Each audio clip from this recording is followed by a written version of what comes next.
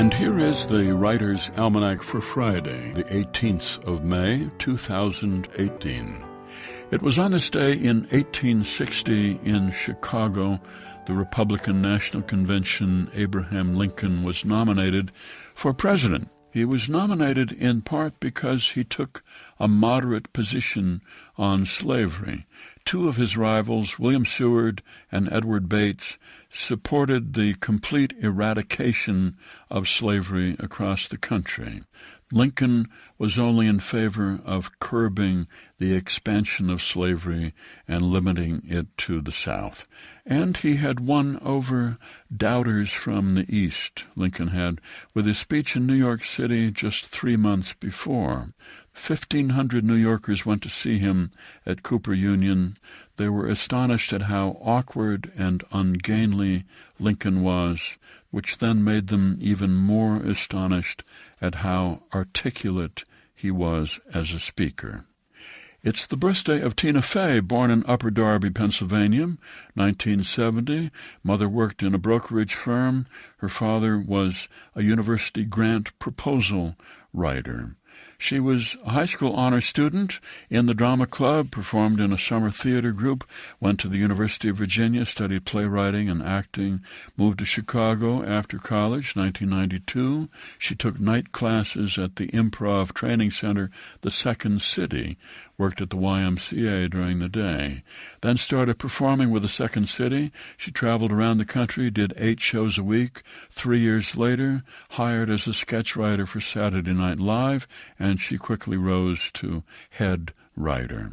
Went on to write and star in her own comedy series, 30 Rock. Came out with a memoir in 2011, Bossy Pants. Went to #1 on the New York Times bestseller list. And in response to people who said that women are not funny, Tina Fey said, "I don't like Chinese food, but I don't write articles trying to prove that it doesn't exist."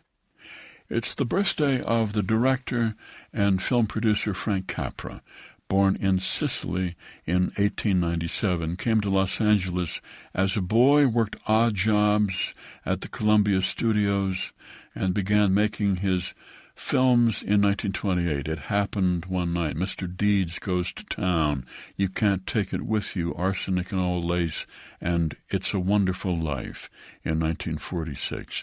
Frank Capra, who said, "I wanted to glorify the average man, not the guy at the top, not the politician, not the banker, just the ordinary guy whose strength I admire, whose survivability I admire."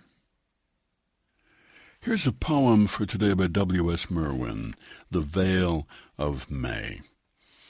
No more than a week, and the leaves have all come out on the ash trees. Now they are more than half open on the ancient walnuts, standing alone in the field, reaching up through the mute amazement of age. They have uncurled on the oaks from hands small as the eyelids of birds, and the morning light shines through them and waits while the hawthorn gleams white against the green in the shadow. In a moment the river has disappeared. Down in the valley, the curve of sky gliding slowly from before, not seeming to move. It will not be seen again now, a while, from this place on the ridge, but over it the summer will flow and not seem to be moving. A poem by W.S. Merwin, The Veil of May, from his collected poems 1996 to 2011, published by Library of America, and used by permission here on the Writer's Almanac, supported by Lumosity.com, personalized brain training developed by neuroscientists to challenge memory and problem-solving through online games, Lumosity.com, and by Progressive Insurance with its Apron Project, celebrating progress and the people who make it happen. Produced by Joy Biles, with assistance from Kathy Roach. Be well, do good work, and keep in touch.